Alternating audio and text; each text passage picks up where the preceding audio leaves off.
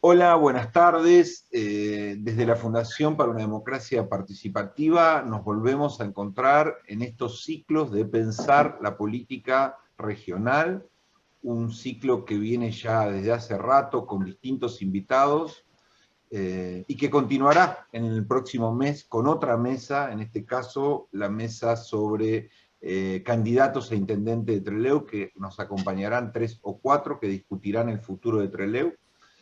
Y así, vamos en un ciclo de formación ciudadana, de discusión, con una apertura muy grande. Invitamos a profesores, políticos, activistas, periodistas, han pasado por aquí en este ciclo, que aborda distintos enfoques sobre la realidad en Chubut. Hoy tenemos el gusto de haber invitado a dos profesionales de la ciudad de Trelew, los dos habitan aquí, en la ciudad de Trelew, pero la conferencia aborda más bien la situación de la provincia y sus distintas capas y problemas.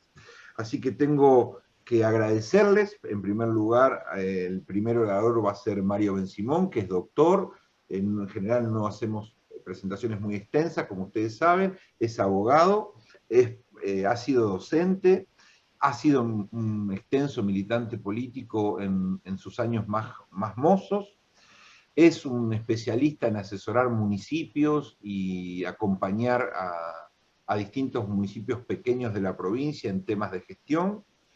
También está vinculado al trabajo con el tema de la minería en la provincia del Chubut. Y es autor, por eso, más que nada, no es menor toda su trayectoria, pero es autor de un libro muy interesante que disparó la idea de invitarte, Mario, esta tarde, que se llama Achicando Arcos, las reformas políticas, la política y la democracia en la Argentina, y nos pareció muy interesante. Así que luego que termine de presentar a Bruno, te daremos la palabra. Muchas gracias por acompañarnos. También nos acompaña Bruno Sansi, historiador de la Universidad Nacional de la Patagonia, es líder o coordinador de un podcast muy original, muy interesante sobre historia política y actualidad, con un equipo importante de personas que se llama Problemáticas del Mundo Actual, que a su vez creo tiene su extensión o su capítulo en el U20, al cual llega a muchas personas. También dije que vive aquí en Trelew y que es autor de un libro muy importante, creo, uno de los pocos materiales que hoy tenemos sobre el chubutazo y las crisis políticas en Chubut en la historia reciente. Así que dos autores, dos profesores, dos personas muy vinculadas a la política hoy nos acompañan. Y bueno, la consigna es muy amplia, es muy diversa, permite el enfoque que ustedes quieran. Lo que nosotros esperamos es poder crecer, escuchar posiciones, análisis libres sobre cómo estamos en Chubut en este ciclo de conferencias sobre la política en Chubut. Cada uno va a tener hasta 25 minutos y después con mis colegas de la Fundación, Emilio Volado y Magalí Robert, que también tengo el gusto que nos acompañen, vamos a hacerle preguntas y debates, y luego esto va a ir a la difusión en redes sociales para el debate con la sociedad en general. Gracias a todos. Mario Bensimón, te escuchamos. Gracias y adelante. Muchas gracias, José. En nombre de la Fundación, quiero aclarar primero que no soy doctor. Es sano que los abogados dejemos de decirnos doctores. Soy abogado, sí, una maestría en Derecho Constitucional y Derechos Humanos de la Universidad de Patagonia, pero no soy doctor. Y un poco mi planteo, mi temática a abordar, creo que es una temática que cruza todo el tiempo la realidad chubutense, y intenté trabajar dos conceptos que se vinculan y que se entrelazan permanentemente, que son democracia y desarrollo. Un disparador que pensaba era aquello de que con la democracia se come, se cura, y también se puede pensar el desarrollo de una provincia.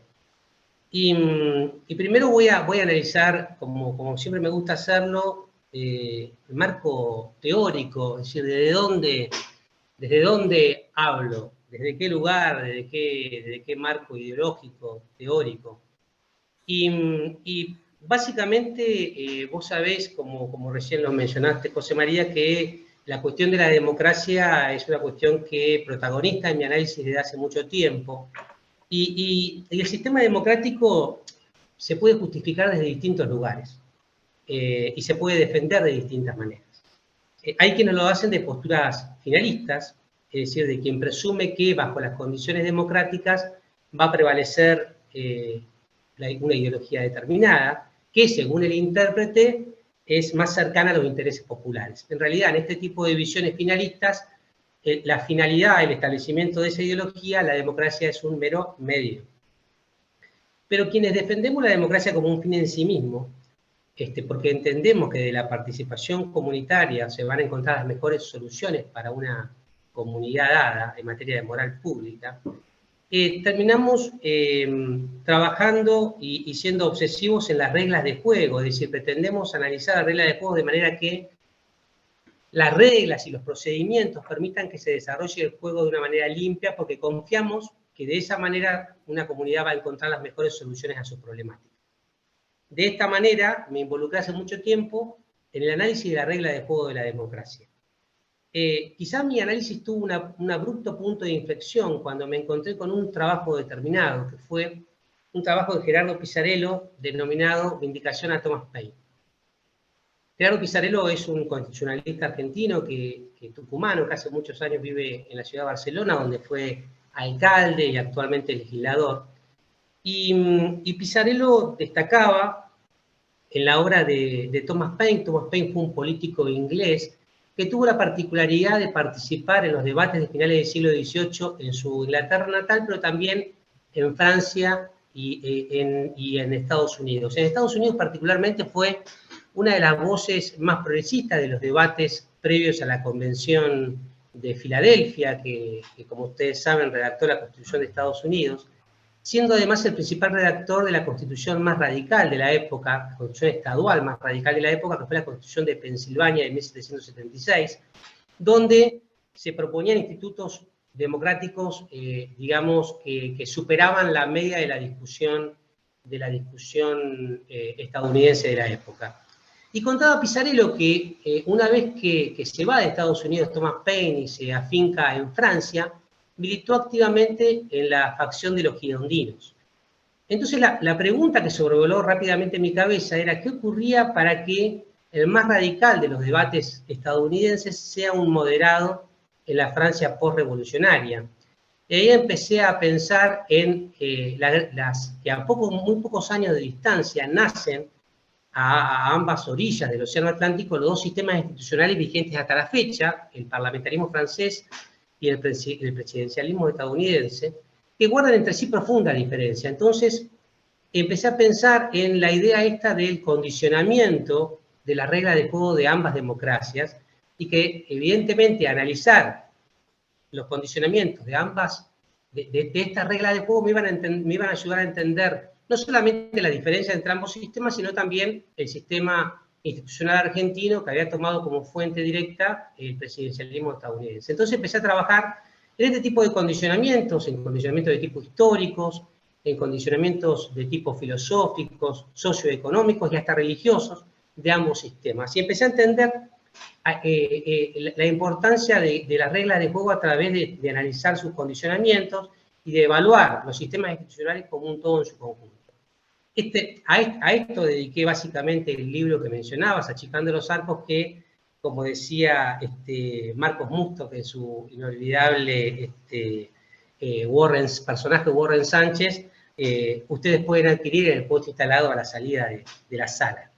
Entonces, a partir de esto, de que las reglas de juego tienen su condicionamiento, empecé a analizar estas cuestiones, ¿no? Las reglas y su condicionamiento, los contextos políticos, la idiosincrasia de la comunidad, la ideología imperante. Y habiendo marcado esta introducción, este marco ideológico de donde voy a hablar, voy a analizar particularmente Chubut, en primer lugar el sistema institucional chubutense, para luego avanzar en la vinculación entre este sistema institucional, estas reglas de juego democráticas y el desarrollo de la provincia. La Constitución de 1957 en Chubut, como dije, también tuvo no fue ajeno a este análisis, es decir, hay un montón de condicionamientos que establecieron el sistema institucional seleccionado para la provincia. Un primer análisis rápido del sistema institucional chubutense podría concluir que el constituyente chubutense priorizó el valor gobernabilidad por sobre el valor representatividad.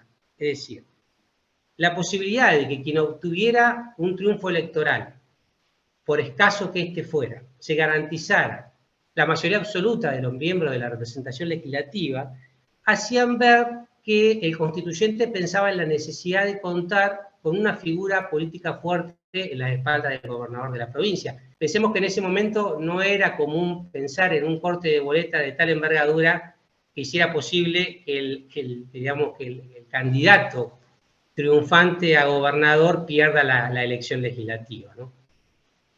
Priorizar la gobernabilidad por sobre la representatividad hacía dejar de lado la idea de reproducir en la legislatura el debate público a través de la ficción de la representación, mucho más cercano a los sistemas que hacen prevalecer las cuestiones, los modelos de tipo proporcionales, ¿no? Acá, al que ganaba, se le garantizaba poder llevar adelante su plan de gobierno sin obstáculos, al menos sin crisis política, sin negociaciones. Y no era extraño pensar que el constituyente chubutense eligiera este modelo, habida cuenta de la propia idiosincrasia de nuestra historia constitucional argentina. Pensemos que los 40 años que pasaron entre la independencia de nuestro país y la sanción de la Constitución en 1853, fueron años signados, marcados por la puja de regiones, donde era muy difícil pensar en poder constituir la Unión Nacional, que fue el gran objetivo de la Constitución de 1853. Y ante ese contexto, Alberdi propuso la creación de una figura fuerte, quisiera poder, que pudiera apaciguar esas tensiones, ¿no? Por eso sabemos que el presidente argentino, si bien toma su fuente directa de la Constitución de los Estados Unidos, tiene más facultades que el presidente estadounidense. Por ejemplo, designa ministros sin acuerdo del Senado. Por ejemplo, existe la intervención federal, institutos, arreglos institucionales que le dan al presidente, al Ejecutivo, la posibilidad de atravesar las crisis políticas en una primera evaluación. En este contexto, en esta idiosincrasia, en esta historia constitucional argentina, pensar que el constituyente chubutense evalúe la necesidad de dotar al gobernador de la provincia con herramientas poderosas era posible. Además, a esto se le suma que a partir de la década de 1930 Argentina se ingresa en una etapa de una profunda inestabilidad política, como sabemos, con periódicos golpes institucionales, y se sostenía con cierta razón que el sistema presidencialista no ofrecía las herramientas para afrontar la crisis donde el presidente perdía representatividad, ¿no? Esto que la ciencia política denominó falta de válvula de escape del sistema presidencialista, ¿no?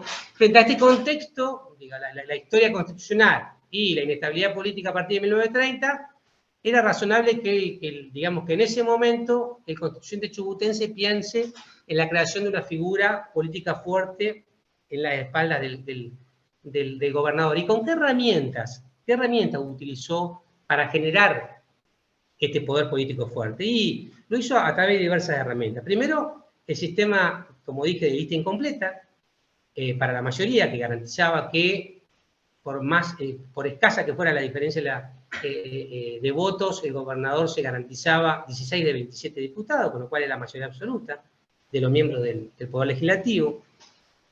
La lista sábana en distrito único, es decir, toda la provincia votando la misma lista, sábana en distrito único, y los mandatos de legisladores coincidentes con el del gobernador. Entonces, como describí, la mayoría legislativa especial intentaba al gobernador brindar las condiciones para poder desarrollar su plan de gobierno sin obstáculos políticos. La lista sábana en distrito único garantizaba al poder político la selección de legisladores que respondieran fielmente a ellos, siendo muy difícil pensar en ese momento la aparición de opciones minoritarias. Sobre este punto voy a volver especialmente cuando trate la cuestión del desarrollo. Y después la no inclusión de elecciones de medio término, que terminaban de cerrar un esquema que intentaba evitar cualquier modificación en las relaciones de poder durante un mandato. Entonces el gobernador, el que ganaba, se garantizaba esas mismas condiciones políticas durante todo su mandato. Esta situación, esta cuota de poder impresionante en la espalda del gobernador, desincentivaba la necesidad de buscar los acuerdos políticos, porque el gobernador contaba con mayoría absoluta de los miembros, acuerdos políticos que eran necesarios en escasos temas, donde la Constitución requería unas mayorías especiales, ¿no? Pienso en las cuestiones electorales, que sabemos que todavía a la fecha no contamos, la provincia no cuenta con un código electoral, o en la selección de los miembros del Superior Tribunal de Justicia. Entonces, en tal contexto, este contexto hizo necesario pensar al constituyente provincial la necesidad de dotar al primer mandatario de las herramientas que garanticen llevar a cabo su plan de gobierno que había sido sometido al escrutinio popular, ¿no? Esta idea responde fuertemente a la aplicación lisa y llana de la regla de la mayoría. Es decir, el que gana, gobierna. Esta era la idea, digamos, de la Constitución de la provincia del Chubut. Y efectivamente, democracia es regla de la mayoría. Ahora, ¿alguien podría afirmar que democracia es solamente regla de la mayoría? Bueno, y acá empezamos a problematizar el análisis, porque Carlos Nino, pensador argentino, tan importante, jurista tan importante, quizás el más importante de nuestra historia, sostiene la existencia de derechos a priori, es decir, hay derechos previos cuya vigencia son condición de validez para las decisiones mayoritarias. ¿Y cuáles serían estos derechos a priori? Y la necesidad de la participación libre e igual de todos los ciudadanos en el proceso de toma de decisiones, la existencia de un ámbito propicio para la argumentación, la necesidad de justificar las decisiones mayoritarias. Entonces, democracia no es solo regla de la mayoría. En realidad, la democracia se apoya en la convicción de que todos los ciudadanos tenemos la misma capacidad para formar parte del proceso de toma de decisiones, y en la idea de que las mejores soluciones son aquellas en las cuales participan los posibles afectados por la misma.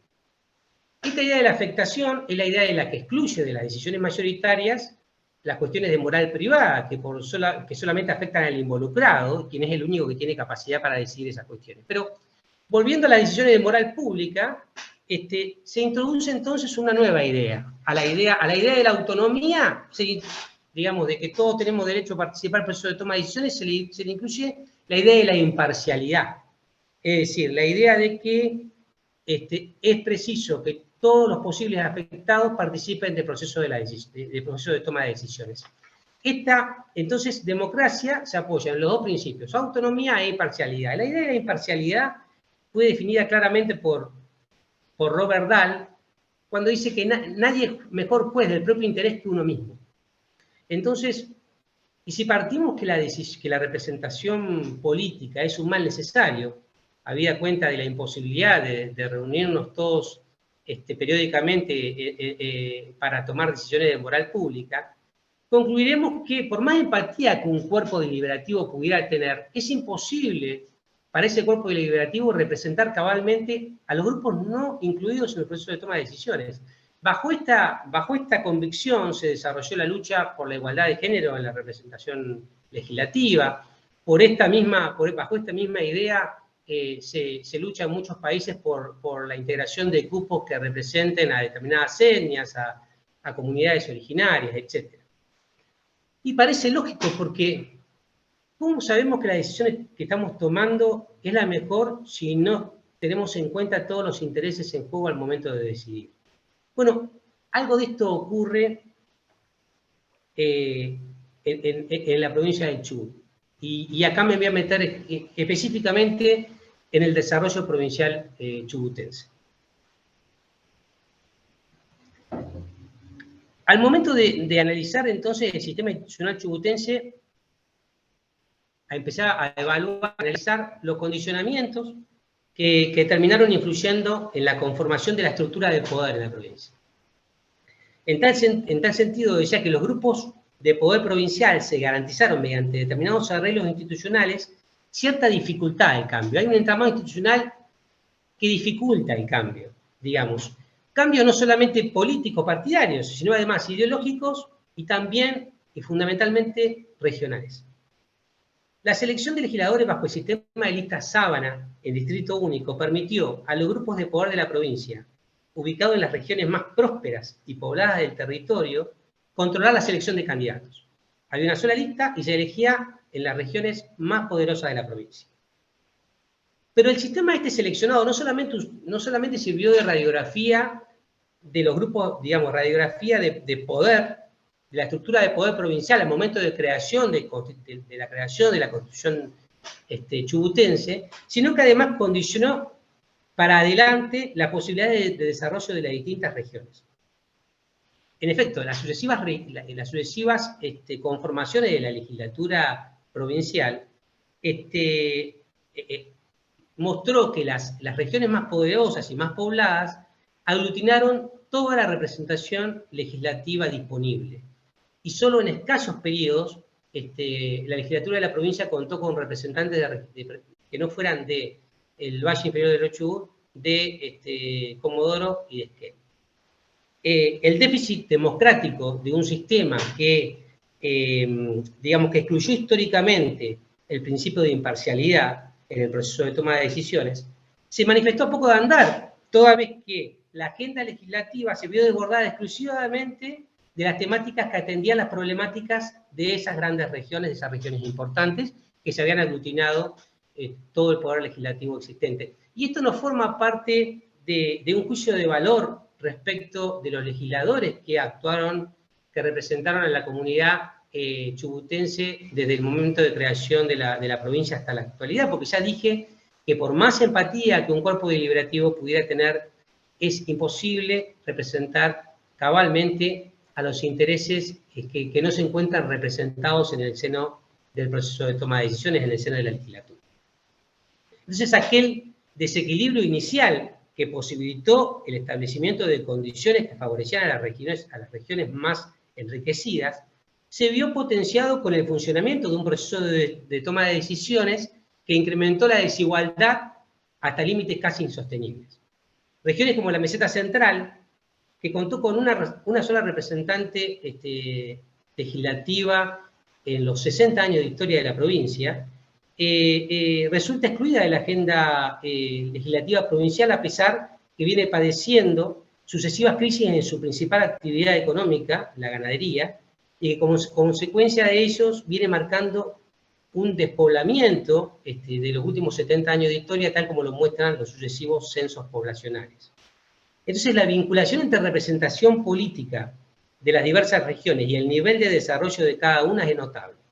Mientras las regiones más poderosas y más desarrolladas de la provincia han experimentado un 660% de incremento poblacional en los últimos 70 años, departamentos como Gastre han perdido en ese mismo lapso un 59% de su población, y el departamento Telsen perdió un 43% de la población, tal como lo muestra el trabajo Migrantes Ambientales de Jorge Sabati. Es decir, en los mismos 70 años que las ciudades, que las regiones poderosas, que tuvieron bajo sus espaldas casi toda la representación disponible en la legislatura, tuvieron un 660% de incremento de su población, las regiones más débiles de la provincia tuvieron en ese mismo momento pérdidas de la población que van del 40 al 60%. Este desequilibrio que marqué desde lo poblacional se acentúa cuando evaluamos otros datos. Datos de servicios, datos de infraestructura, datos de inversiones, datos de posibilidad de acceso al empleo. Sin que la crisis pudiera prevalecer en una agenda política provincial marcada por las problemáticas que le interesan a las regiones más importantes y poderosas.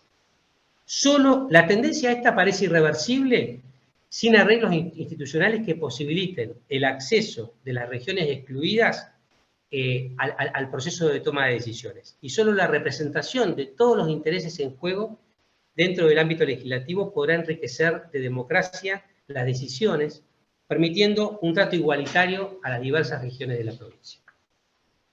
En la actualidad existe un contexto distinto del tenido en cuenta en 1957, cuando se evaluó estos arreglos institucionales, y es preciso, para fortalecer la intensidad de la democracia provincial, al menos evaluar arreglos institucionales básicos, a saber, representación legislativa de tipo proporcional, que promuevan incentivos para la obtención de acuerdos políticos a través de los cuales se diseñen políticas de Estado sustentables. No existen en la provincia políticas de Estado sustentables. Y el sistema institucional elegido no promueve incentivos para que se generen estos acuerdos. Segundo, renovación de la Cámara de Diputados por mitades, de manera de brindar una poderosa herramienta de control ciudadano. Tercero, representación legislativa por regiones, de manera de garantizar que todos los intereses de las distintas regiones sean tenidos en cuenta al momento de decidir. La provincia del Chubut vive, en mi análisis por estas épocas, una de las páginas más complejas de su historia, con una matriz productiva en crisis, con una de sus ciudades liderando los rankings, los índices nacionales en materia de desocupación, con una pobreza, niveles de pobreza inéditos en su historia. Entonces, aquella democracia que primero garantizó libertades, que luego a los tumbos intenta efectivizar el ejercicio de los derechos económicos y sociales, tiene en Chubut un enorme desafío. El desafío de mostrarse capaz de dar respuesta a las necesidades de una comunidad, permitiendo generar las condiciones de un desarrollo productivo pleno, sustentable y equitativo en toda la provincia, que permita generar empleo y bienestar para nuestros ciudadanos. Muchas gracias por la atención. Gracias, Mario. Perfecto. Pasamos a escucharlo a Bruno y luego vienen los debates y las preguntas. Bruno, gracias por estar con nosotros. Ya te presentamos, te escuchamos. Adelante. Un placer. Bueno, primero que nada, felicitaciones a Mario por su exposición tan clara y específica. Yo no sé si voy a conseguir el mismo grado de especificidad con respecto a las cuestiones. No es fácil porque me encuentro en una posición, mi posición personal y profesional en este momento, hace que tenga que revisar los orígenes de aquello que en su momento escribimos junto con Mariel Panichelli cuando hicimos nuestra tesis sobre el chubutazo. El tiempo, los años ya que pasaron desde 1990 hasta hoy, me obligaron a... Durante muchos años dejé la temática, pero viví la realidad chubutense y la nacional. No las puedo separar. Es muy, pero muy difícil. Y tuve la oportunidad de hablar 30 y pico de años después con aquellos entrevistados entre 1990 y 1993, cuando sucedieron los hechos del chubutazo, inclusive con el gobernador Perl. Y entonces tuve la posibilidad, que tiene muy pocos, de comprobar si aquello que investigó o escribió tenía algo de acertado con la realidad, porque en definitiva una tesis, como fue en este caso, es un ejercicio, si bien basado en cuestiones más o menos científicamente discutibles, es un ejercicio de pronóstico, y que un historiador trabaje cuestiones actuales implica en una serie de involucramientos y de parcialidades a las cuales estamos sometidos, no solamente como profesionales, sino también como personas. Entonces, este tiempo que pasó me dio ganas de volver a escribir el Chubutazo 2, basándome en los hechos que fueron públicos a partir de 2018, justamente. Entonces, pensar la provincia del Chubut a mí me genera varias cosas. Primero que nada, la imposibilidad de separar lo regional de las políticas nacionales, ¿sí? En primer lugar. Y segundo, analizar la particularidad de lo regional en su propia dinámica, como hizo Mario recién, en cuanto a la conformación de la representatividad política y la construcción del ejercicio del poder. Entonces, esta serie de características locales conforman una realidad que hace que el contexto sea único. Y ese contexto solamente puede ser pensado no solamente desde lo local, sino también desde la influencia de lo nacional, sobre todo por la cuestión económica y política. Pero no queda atrás la cultural. La cultural, hablando por ejemplo de medios de comunicación social, incluyendo no solamente los oficiales como radio, televisión, diarios y todo eso, sino también el tema de las redes sociales, permite una inmersión más profunda en ver las voces de aquellos que participan desde el proceso desde otro lugar, desde un lugar que no estábamos acostumbrados los historiadores. Es como tener una fotografía sincrónica de un montón de cosas que cuesta decodificar. Y digo, esto desde el punto de vista no teórico, sino básicamente de configuración analítica. Y mirar lo nacional significa prestar atención a los contextos generales que desde lo económico, desde lo social, desde lo legal, de las dinámicas políticas, y esta tercera cuestión que tiene que ver con la construcción del sentido común ideológico, que ha cambiado muchísimo en los últimos tiempos. Por los últimos tiempos me refiero a la entrada de las redes sociales, ¿sí? Y de la posibilidad de uno poder opinar en un diario en el momento que la noticia sale. Y eso permite ver cosas diferentes. Y en esta realidad provincial, cuando me propuse en el 2018 reeditar esta cuestión y actualizarla, porque veía una similitud importante entre lo que le pasaba al actual gobernador con lo que en su momento le pasó a Néstor Perry, en cuanto a la desestabilización política que se generó y la crisis económica que existía en la provincia en ese momento y en este momento. Entonces, me puse a mirar algunas cuestiones que tienen que ver con el modelo de gestión, con la forma de comunicar, con la forma en que la gente percibe estas cosas, la forma en que los políticos se comportan, y no es fácil.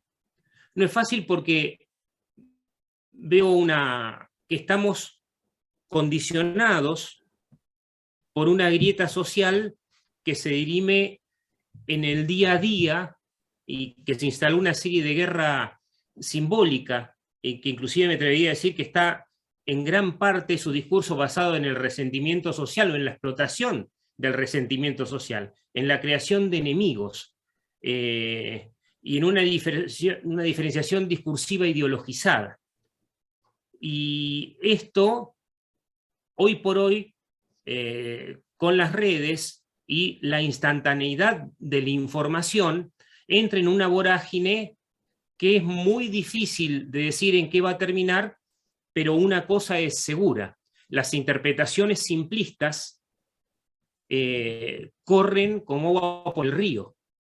Entonces, por un lado, existe la instantaneidad, y por el otro lado, se vuelve muy difusa la comprensión de la complejidad de la sociedad, y mucho más de la provincia, sobre esta atadura en el conflicto que se está estableciendo, que en realidad son conflictos políticos que terminan dirimiéndose o terminan en discusión de la sociedad, conflictos que en realidad son ajenos, que son problemas de otros, me da la sensación, porque los políticos lo que hacen es enarbolar banderas momentáneas que tienen que ver con las necesidades de la población, como que las procesan, las incorporan en sus discursos, pero después siguen haciendo lo mismo que pasaba antes. solo que dirigen la atención hacia otras cosas. En ese sentido, hay una gran desinformación. Se le suma, así como sucedió en el 90, una gran crisis económica, de política nacional, pero de política cambiaria, de una inflación desatada.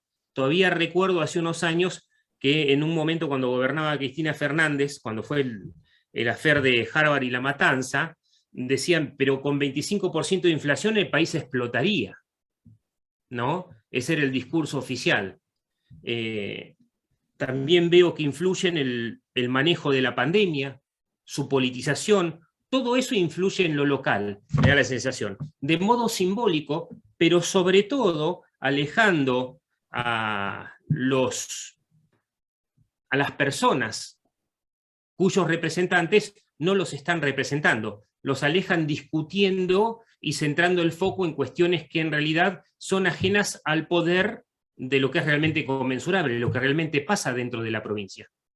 Entonces se gasta mucha agenda mediática y política en discutir cuestiones que si bien nos involucran, no son las estructurantes, ni de nuestra economía, ni de nuestra política, ni de nuestra sociedad en general.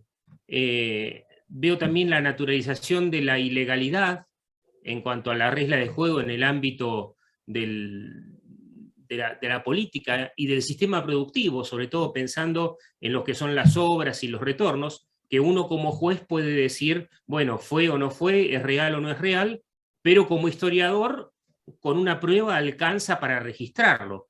Hay un trabajo diferenciado en eso. Y no hay dudas en la sociedad de que existe un gran nivel de corrupción en la política, más allá de quién salga beneficiado o no en un juicio o en un resultado judicial, sea parcial o final, pero hay como una aceptación de esa regla de juego entre aquellos que creen que tienen representantes en el poder, en el sentido de las representaciones, digo. Después, la inexistencia de estabilidad en cuanto a las reglas de juego, eso también es notable. Lo nacional afecta a lo local, eso también se da.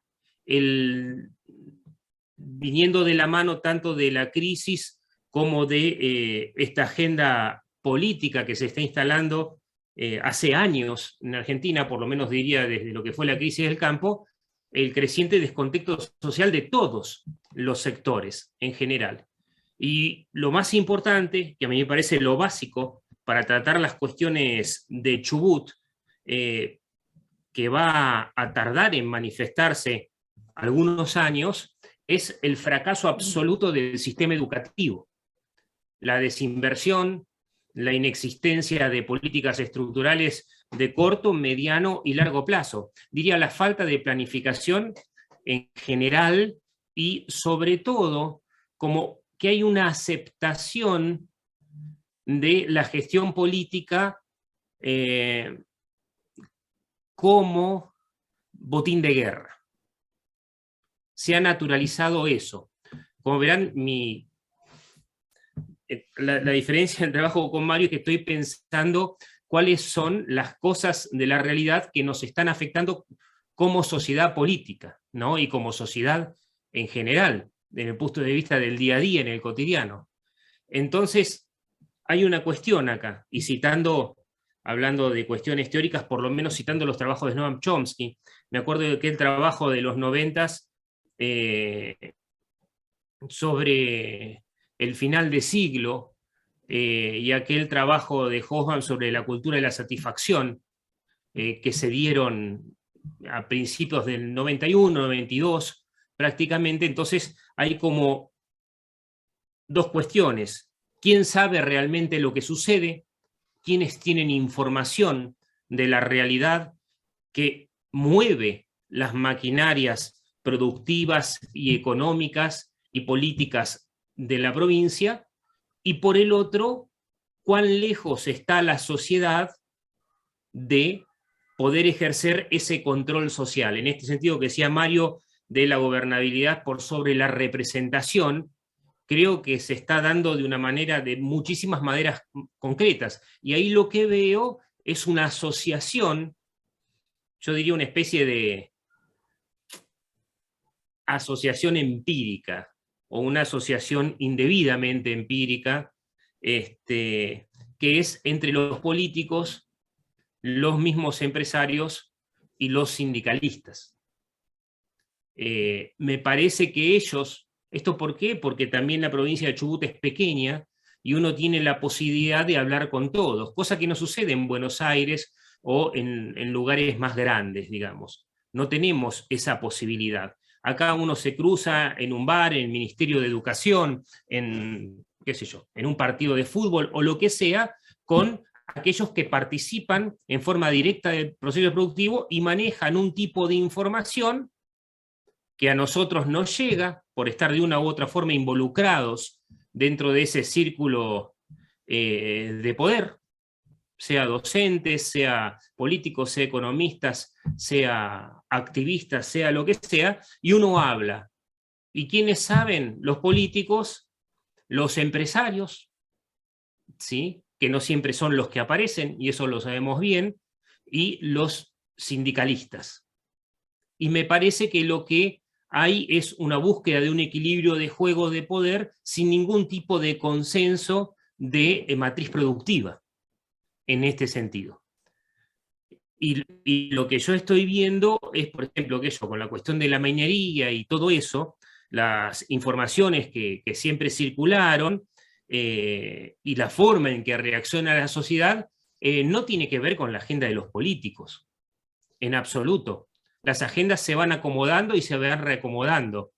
Y en ese sentido hay una presión social real, pero yo creo que esa misma gente que presiona, esos sujetos políticos que pretenden participar, o lo hacen por cuestiones muy personales, o por intereses muy personales, o por absoluta desinformación y voluntad de participar, casi te diría, les diría sin ton ni son. Esa es mi evaluación, porque no es lo mismo preguntarle de una cuestión económica, política o social a alguien que está en un lugar político importante, por donde información pasa, que aquel manifestante que va creyendo que defiende una cosa u otra, mientras el mundo de lo político va mutando según la conveniencia. Recuerdo 2 o 3 cosas muy específicas en este sentido, y una de ellas, la que más me llamó la atención en su momento, de la cuestión provincial y nacional, no es algo muy recordado, pero fue cuando el ISECHE fue a votar por la cuestión del pacto con Irán, no sé si recuerdan, que tuvo que renunciar como ministro para ir a dar su voto político por una cuestión nacional que obviamente no le incumbía a él ni a ninguno de nosotros, excepto como seres nacionales. Pero ahí se mostró y ahí se ve, así también como las negociaciones de nuestro gobernador con algunos sectores políticos del Frente de Todos, y esas cuestiones que permanecen o que están absolutamente disimuladas a la mirada de la gente. Por ejemplo, como fue el armado político en las últimas elecciones provinciales, con la disociación de las fechas entre lo nacional y lo local. Todos sabían de qué se trataba. Pero la gente fue igual, votó igual, como si fuera la primera vez que le engañaran, ¿se puede decir? No sé. Entonces, lo que yo veo que hay una crisis de representatividad, más allá del origen de la naturaleza que decía Mario, hay una naturalización del robo en el sentido de la caja, una naturalización de lo que es el botín de aquel que participa en política y lo nombran para un cargo que no es apto, que no es apto por formación, por desconocimiento, y creo que ese es el resultado de las políticas que tenemos en general. No quiere decir que no haya excelentes profesionales en los ámbitos de gobierno, pero la presión política y los intereses son tan cruzados que salen del manejo del técnico que sí sabe hacer su trabajo, y que tiene que ser claramente una persona consciente de que entra en un lugar que está, primero, politizado, y segundo, no sé cuánto le pagan a un profesional, pero en la provincia un profesional real de calidad siempre le van a pagar muchísimo menos en trabajar para el Estado, porque así están dadas las cosas, que en trabajar en su estudio privado, sea cual sea su trabajo.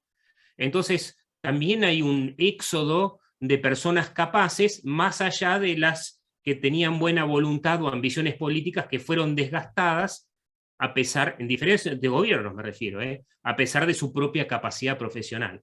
Entonces, y a todo eso, la inseguridad civil, por decirlo así, porque hablamos de inseguridad, hablamos de que la sociedad está en crisis, y eso se manifiesta todo en lo delictivo, en las relaciones personales, en el ánimo social, en el semáforo cuando dos personas se encuentran y se insultan, y veo que todo está asociándose en Chubut para una tormenta perfecta. Esa es mi sensación. Me da la sensación de que todos, sobre todo aquellos que tienen que producir y ser los responsables de hacer caminar al Estado, por así decirlo, están mirando su propio pellejo y están arriba de una cresta en la ola de una tormenta que desconocen completamente, porque las reglas de juego tampoco se mantuvieron, porque ya se perdió el valor de la palabra, por ejemplo. Antes un político, cuando cerraba una negociación política con otro, tenía palabra y se respetaba. Ahora ni siquiera eso. Es más, a veces que parece ser que en algunos gobiernos el ser ministro es entrar básicamente en una picadora de carne que en algún tiempo te despide sí o sí por el otro lado, más o menos destrozado. Y me da la sensación de que eso es en este momento la matriz provincial del día a día en todas estas afectaciones nacionales.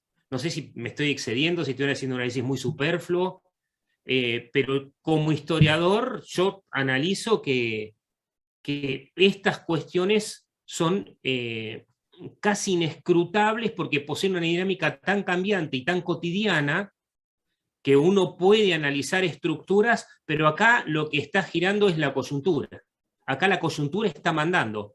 La coyuntura generada por gente que no tiene la capacidad profesional de dar cuenta de sus propias incumbencias.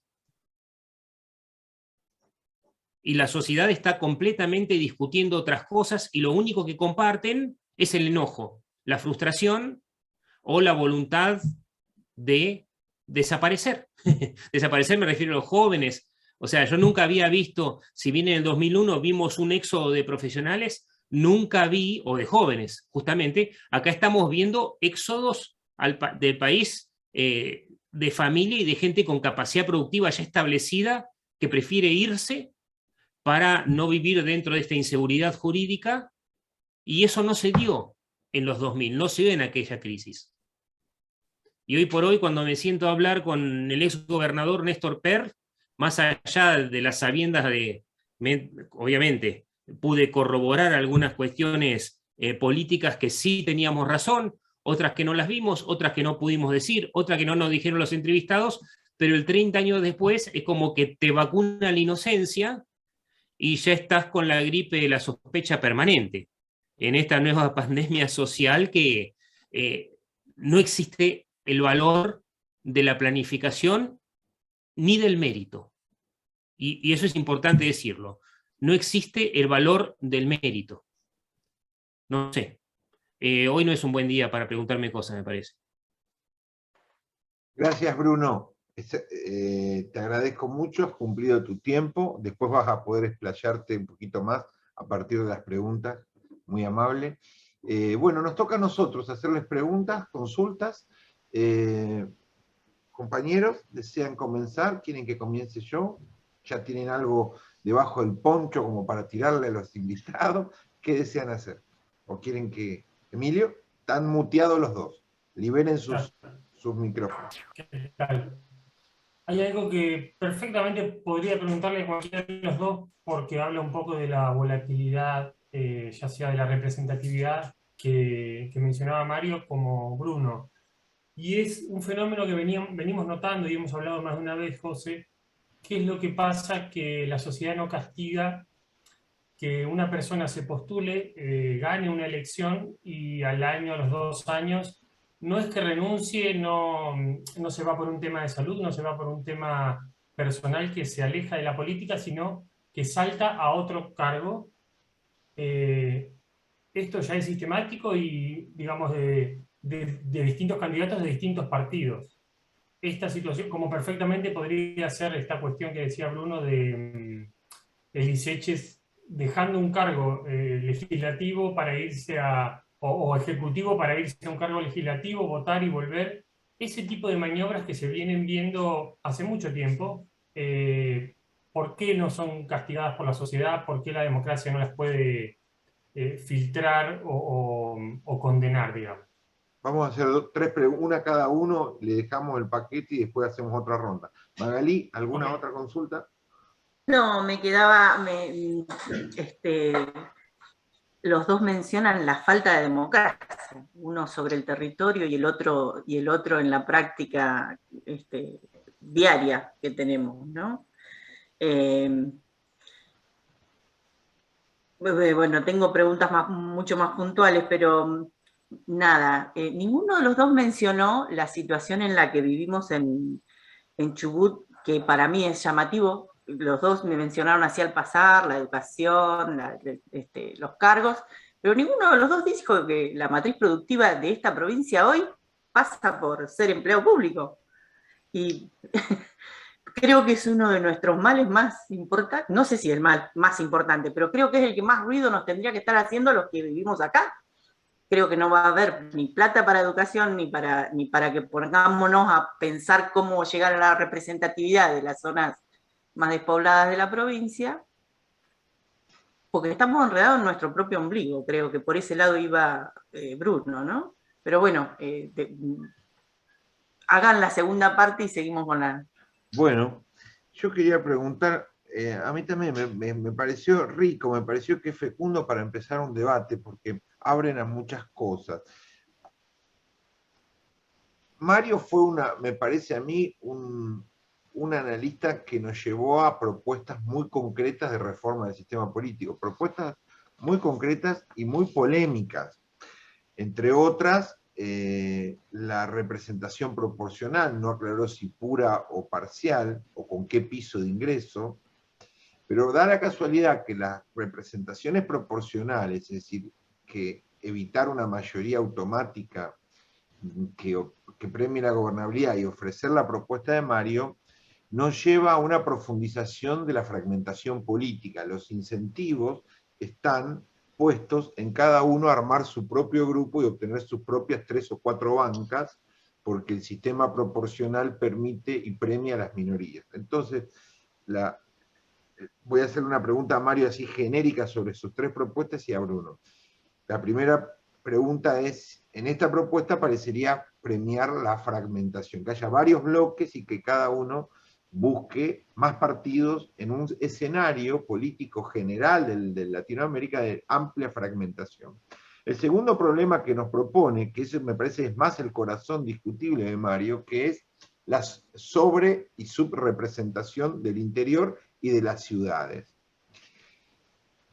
con un sistema de propuestas que es un poco nafta al fuego, porque el sistema de representación regional o uninominal, es decir, dividir la provincia, no sé, 8, 6, 9 sectores y elegir legisladores por esas áreas, en la provincia de Chubut te va a quedar inexorablemente con una sobrerepresentación de los sectores pequeños. Si vos elegís, supongamos, 3 diputados o 2 diputados del interior, vas a tener 100 votos por diputado contra un diputado de Comodoro que va a tener 60.000 o 70.000 votos por diputado. Entonces vas a un esquema como el nacional, en donde los diputados y senadores de Tierra del Fuego valen más o menos lo mismo que los tucumanos, ¿no? Con 200.000 habitantes.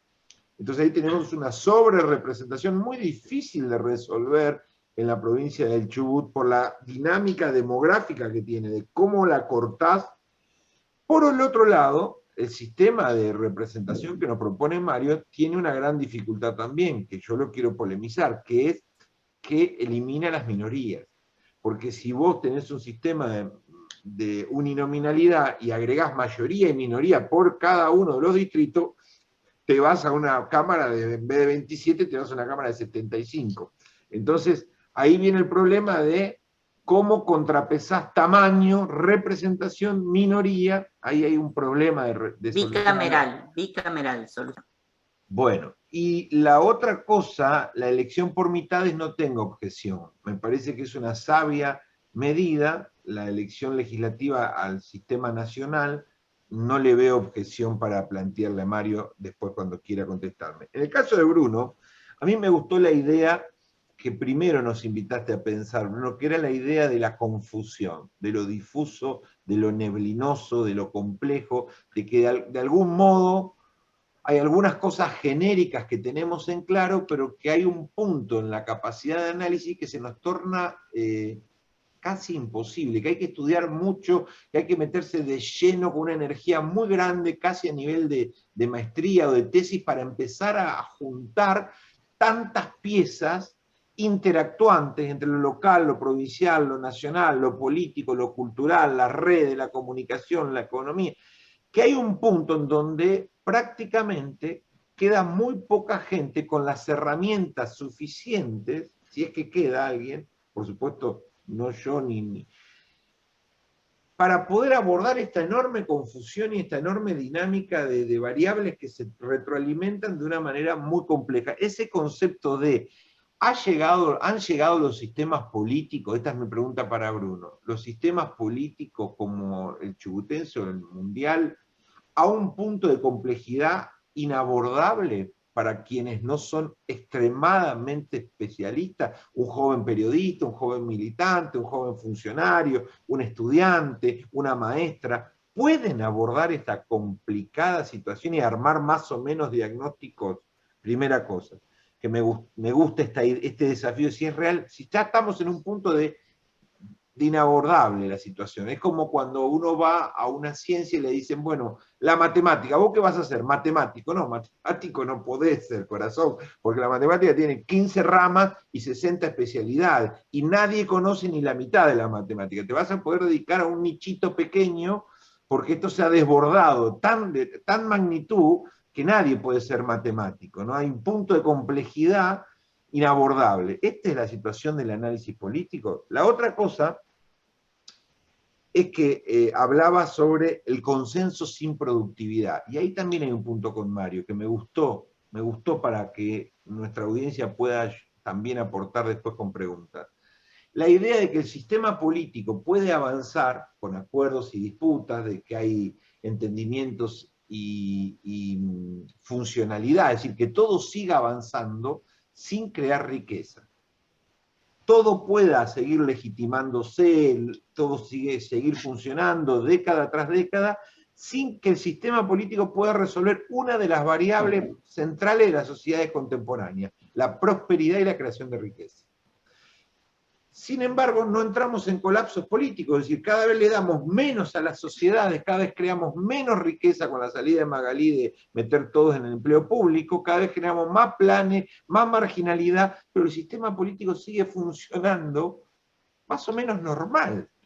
Los partidos siguen siendo más o menos los mismos, los dirigentes siguen siendo más o menos los mismos, la estructura sindical sigue siendo más o menos la misma, y pasan los años y cada vez somos más pobres, consenso sin productividad. ¿Cómo es posible que esto siga adelante cuando la prioridad número uno de las personas es la riqueza, el bienestar?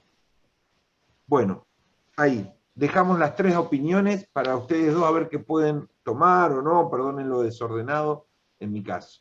¿Quién toma primero la palabra? Bueno, yo la tomo.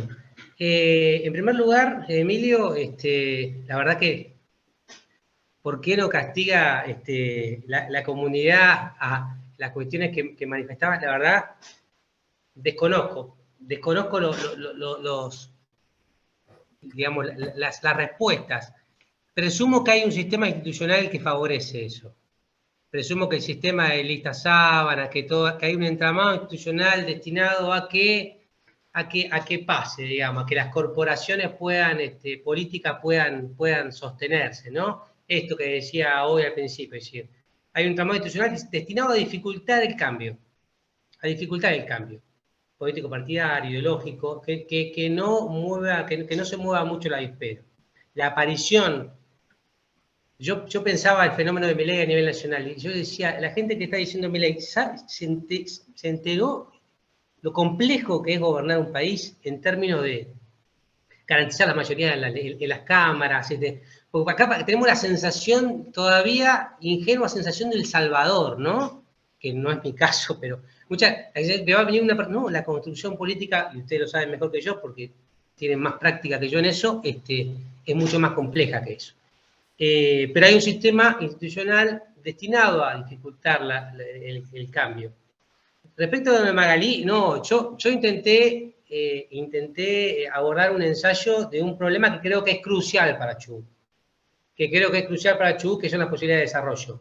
El diagnóstico es el mismo que vos. Yo lo he venido sosteniendo hace tiempo. O sea, Chubut, en los últimos 20 años, adoptó un modelo que le ha dado la espalda digamos, al sector privado, y siempre intento graficar con algunos datos de la realidad.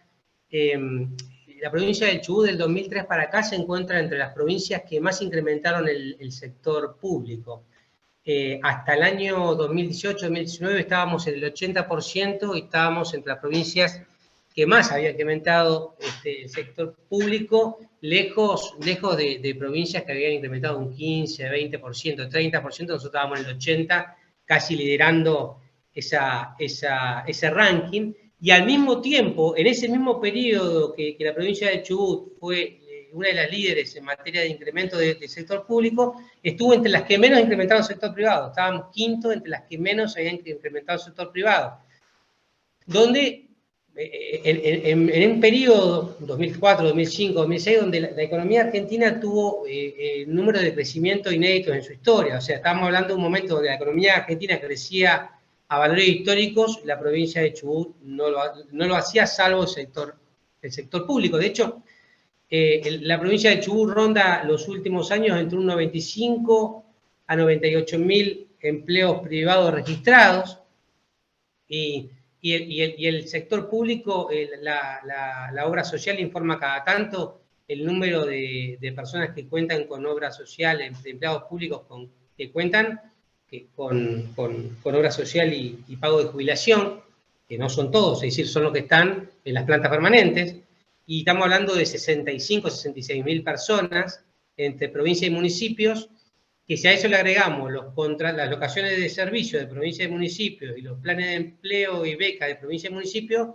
más o menos estamos emparejando el número de que un empleo público se equipara más o menos a un empleo privado registrado en la provincia, con lo cual, a mí que me gusta el tema de la sustentabilidad, si hay algo no sustentable en la provincia, es este modelo. Es decir, esto que creo que comparto con vos, y que lo más dramático, que no se escuchen voces que desde la política se promueva un discurso que discuta eso, porque nosotros, digamos, podemos hacer nuestro esfuerzo militante, pero no formamos parte de los representantes de la comunidad, digamos, que ellos la política ha optado por comentar la realidad, lo sabemos, hace tiempo ha abandonado la idea de administrar la realidad, sino que se limita a comentarla y a ser árbitro entre grupos en pugna.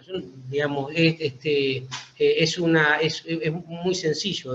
Pero por eso yo, dentro de las cosas de las propuestas muy al aire que tiré de discutir, digamos, es el tema de la proporcionalidad. Porque es preciso incentivar a la política a que diseñe acuerdos, que diseñe políticas de Estado sustentables. Hay determinados temas que no quiero entrar porque saben que son polémicos, pero ustedes saben que en la provincia de Chubut, digamos, el mismo partido político cambia de posición sobre los determinados temas según sea oficialismo o oposición. Y eso es dramático, porque además es un engaño al votante, no solamente un engaño al votante, sino que además es un engaño al sistema, es decir, la inestabilidad política de que todos los partidos, en temas productivos como el minero, todos los partidos han sido promineros en gestión de gobierno. Desde el radicalismo que quería explotar la ciudad de Esquel, hasta el justicialismo en sus diversas facciones. Y ahora cuando ese partido cambia digamos, tiene una derrota electoral, ya levanta la bandera entonces el único incentivo, y ese es un problema grande de los sistemas hiperpresidencialistas, ¿no? Del sistema del juego suma cero, del sistema de que se gana, se queda con todo, y el que pierde, el único incentivo que tiene es voltearlo. Entonces, bloquearlo, entonces, joderle la mayoría, entonces... Pero, y lo cierto es que este problema que los teóricos exponen en los libros sobre el sistema presidencialista, nosotros lo vemos todos los días, ¿no? Nosotros no tiene que contar nadie las dificultades de un partido que cuando era gobierno decía una cosa y al día siguiente lo único que le interesa es recuperar el poder.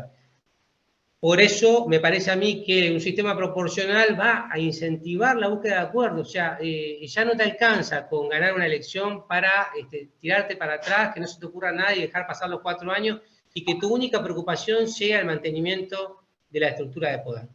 Y obviamente que esto no implica, cuando yo digo que cuando yo digo que hay intereses en juego que no son tenidos en cuenta a la hora de tomar decisiones políticas, esto es dramático. Esto es dramático, digamos, porque hay regiones absolutamente postergadas. Y yo no estoy hablando de una actividad particular, aunque me invita a pensar eso, obviamente, las recientes cuestiones respecto a la minería. Pero la meseta central ve que sobre su territorio pasa un cable a 20, 30 metros con electricidad y todos sus pueblos viven sin servicio eléctrico. Entonces, si eso no es un desarrollo antidemocrático, desigual, bueno, evidentemente digamos, lo que encuentro es que hay un sistema institucional que digamos, estuvo condicionado desde su inicio, pero que el propio desarrollo ha potenciado esa desigualdad, porque la desigualdad, pensemos que Gangán tiene casi la misma, los mismos años de fundación que Trelew. Y no les tengo que contar yo las diferencias que hay entre un pueblo y otro, que es dramático, más allá de las decisiones puntuales de gobierno. Entonces, lo que yo les digo no es tenemos que lograr la representatividad de esos intereses en la legislatura. Eso no quiere decir trocar un sistema por otro. No quiere decir que el sistema que mi visión respecto a la necesidad digamos, de proteger, de darle imparcialidad al sistema democrático sea corriendo de lado la regla de la mayoría, porque eso sería antidemocrático también, es decir, pero debemos encontrar un sistema mixto que por un lado garantice la representatividad política en distrito único, pero que por otro lado permita que las regiones más desventajadas históricas de la provincia puedan formar parte del proceso de toma de decisiones, porque si no, lo que ocurre en esas provincias es la eternización de la lotería natural, la eternización de lo que Roll llamaba la lotería nacional. Y el que nace pobre se va a morir pobre, se lo puedo asegurar. Y la máxima, como decía Magalí, antes cuando yo empecé a recorrer el interior hace 20 años, el sueño de un chico del interior era como el de ahora, ser futbolista, Messi. Hoy es ser policía, portero. Y esa es la realidad de la provincia. Gracias, y finalmente, bueno, no estoy propiciando un sistema uninominal al que combatí desde lo ideológico históricamente. Gracias, Mario. Bruno. Disculpe, estaba justamente buscando acá, estoy con el iPad en mano, acá encontré lo que buscaba. es muy difícil, con respecto a lo que planteas, José, bueno, primero que el por qué no hay castigo, porque se naturalizó, porque está naturalizado en la praxis política y está naturalizado en el cotidiano. Por eso no hay castigo. Y esto sucede, fíjense que nosotros estamos acá discutiendo y en una charla razonablemente cerrada, dentro de todo, por el momento en que se está viviendo. Estamos discutiendo porque hay una problemática terrible que estamos abordando y que nos preocupa a todos, y estamos también en una charla razonablemente cerrada porque hay pequeñas minorías que agreden de una manera desproporcionada. Entonces, esto me gustaría destacarlo. ¿Y por qué no hay castigo? No hay castigo porque se naturalizó. Es parte del juego político y yo creo que tiene mucho que ver con dos cosas, una cultural y otra absolutamente educativa. Y sí es posible analizar la realidad, José María. Lo que pasa es que está dividida en muchas partículas y el hecho de intentar analizarla hace que uno busque las leyes generales dentro de tanta complejidad, y esas leyes generales cuando son expuestas suenan muy mal o son políticamente incorrectas. Entonces, hablaba recién de Milei, Mario, y yo te digo una cosa, el 90% de lo que dice Milei es cierto, porque salta a la vista.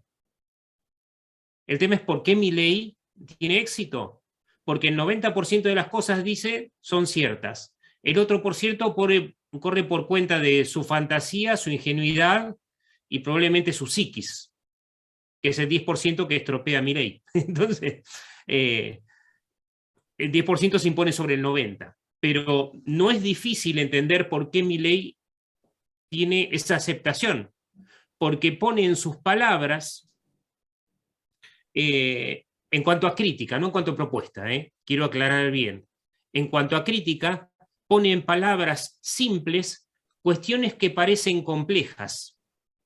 El problema es que cuando esas cuestiones simples se convierten en bandera política, generan el mismo tipo de aceptación o rechazo que la politización de las cuestiones generales. Entonces, eso por un lado. Y decía, acá hay dos problemas, uno cultural y otro educativo. Lo que diga Mario para mí o la propuesta que haga, digo, está bien o mal de entrada. O sea, me parece perfecto. Pero no creo que la realidad acá se dirima por una matriz política, sino por una cuestión cultural y educativa. Porque lo que vos planteabas, José María, con respecto a la viabilidad o inviabilidad de las representatividades, si vos mirás cómo funciona el sistema suizo, es absolutamente proporcional y desproporcional al mismo tiempo, pero requiere el consenso y de la aceptación de una serie de reglas sociales que, si no son aceptadas, sí existe un castigo. Y acá no lo hay. Entonces la gente siente que está siendo castigada todos los días y los políticos todos los días zafan de una nueva o van cambiando de lugar según sus conveniencias. Y en este momento estamos en un lugar tan álgido del país a nivel político, como decía alguien ahí en un medio nacional, hay tanto lío que Massa no sabe quién traicionar, decía. Claro, entonces es mucho, es muy complejo, pero las soluciones no son difíciles. Lo que pasa es que requieren de un trillaje cultural que nosotros no tenemos y que a los políticos no solo no les interesa construir, sino que absolutamente les conviene. Y la cuestión de la desinversión educativa que nosotros tenemos es tan pero tan grande que te puedo decir que hoy un estudiante de tercer, cuarto año de universidad es un semianalfabeto. Hoy a nivel de conocimiento general y capacidad lectora y de comprensión, un universitario está al grado de lo que estaba un egresado de sexto año de la primaria cuando éramos chicos nosotros, que existía solo sexto grado. ¿Se acuerdan antes del séptimo? Entonces, han cambiado muchas cosas y muchas para mal, y se naturalizó eso. Y nosotros estamos tan preocupados por la política, es porque estamos viviendo una crisis permanente, porque la gente cuando vive bien, yo creo que poco sabe quién lo está gobernando, también. Porque poco le interesa, porque vive su vida y disfruta. Y el hecho de buscar el consenso, el hecho de buscar la felicidad y la productividad, no están en el horizonte nuestro porque no figuran dentro de nuestros valores esenciales, porque nos los han robado, nos los han quitado en la incapacidad de ver en su dimensión a aquellos que nos gobiernan. Y esto de los empleos públicos que decía Magalí es parte de lo que yo hablaba del botín de las representatividades. No solamente de la falta absoluta de una matriz productiva. Vos fijate que inclusive la discusión sobre la minería, yo sí me meto en terreno político, porque yo ya estoy cancelado, entonces no tengo ningún problema. Entonces, la gente no está discutiendo si minería sí o minería no, o si agua sí o no agua no. Está discutiendo, bueno, la minería podría ser, pero acá es inviable porque no habría controles. Entonces, al mismo tiempo que defienden un político, por el otro lo denostan. Y ese grado de representatividad que ejercen los que están en contra de la minería, lo ejercen contra sí mismos. No sé si me explico. No sé si se entiende bien lo que quiero decir. Más allá de que tengan razón o no, están en una campaña permanentemente sin sentido de lógica. Y por un lado, con una confianza que ellos mismos desprecian o que no ejercen. Por ejemplo, el control sobre los gobernantes. Y mira, yo escribí en el 2020, es lo que estaba buscando recién, en un libro que se llama Sociedades y Tiempo Presente, me pidieron en junio del 2020 que haga un balance sobre el tema del COVID, ¿no? Y cómo estaba afectando al país. Recordemos que estaba todo cerrado en ese momento. Les voy a leer un párrafo. O mirá, porque yo digo que la pandemia es un catalizador. ¿Sí? Les leo 3 párrafos. Dice, en el contexto del COVID-19, esto es de hace 2 años, no es imposible analizar. Lo que es imposible es transmitir, porque no está la capacidad de comprensión, porque no está la cultura del escuchar al otro. Dice, el contexto del COVID-19 ha acelerado la imposición de una agenda neoliberal desde lo económico, que es extrañamente sostenida con un discurso de izquierda, a medida que la pobreza se va acelerando y los ahorros de los ciudadanos se van difuminando día a día.